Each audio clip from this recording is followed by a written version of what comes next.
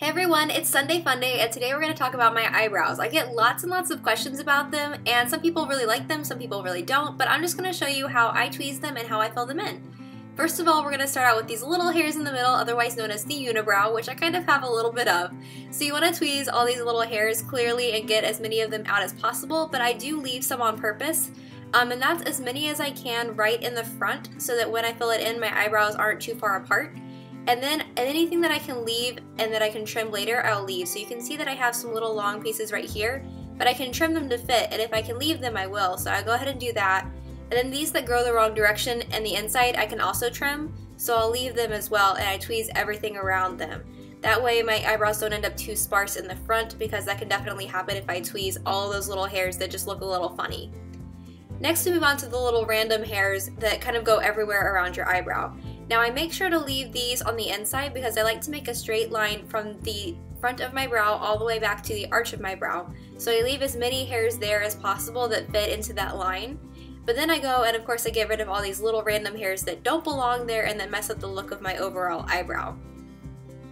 So next we move on to trimming my brows. So I use brow gel to go ahead and brush my eyebrows straight up so that I can see all the extra really long hairs. And you can see that these hairs get pretty long when I don't trim them. And I waited as long as I could so I could show you guys the difference that it makes. So I brushed them straight up with the gel so that they hold up on their own. And then I use these little cuticle trimmers. I like the curved shape because it makes it easier for me to get in and kind of cut a straight line. And I just cut a straight line across the top and cut off all those extra long hairs.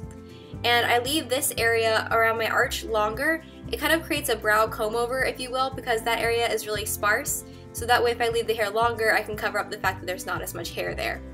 Then on the other eyebrow, I do the exact same thing. I just brush the hair straight up, and then this is kind of an awkward angle for me, but I do still cut it straight across using my cuticle scissors and get all the extra long hairs out that way. And that's it once all the hair cutting is done on the eyebrows. Next, we're moving on to filling them in. So first of all, I apply the brow gel, and the front is usually quite fine, but I have to go ahead and use it across the arch of my brows because those are a little bit more unruly. So I go ahead and work that through the brows. And once I've got that in place, I'm ready to move on to my next step, which is to use my pencil. And what I do is to make that straight line from the front of my eyebrow to the arch of my brow. That's just the shape that I like and that I find works on me. So I make that straight line first on one eyebrow, and then I do that on the other eyebrow so that I can make sure they match as much as possible. Of course, your eyebrows are always going to be sisters, not twins, but I find that they're going to look different just because of normal human error, and I don't really try to make them different. Then for the top of my eyebrow, I make a line that's almost parallel to the line that I just drew on the bottom of the eyebrow until I get to the arch. Then once I reach the arch, I go ahead and connect the arch of the eyebrow to the end of the eyebrow, so kind of to that tip.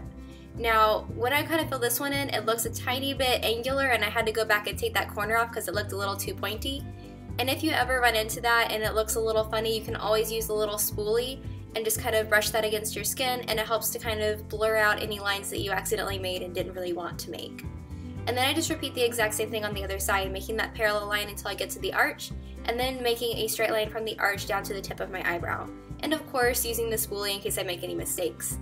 Then for the front of my brow, I just use a little bit of powder in those kind of sparse areas in the front.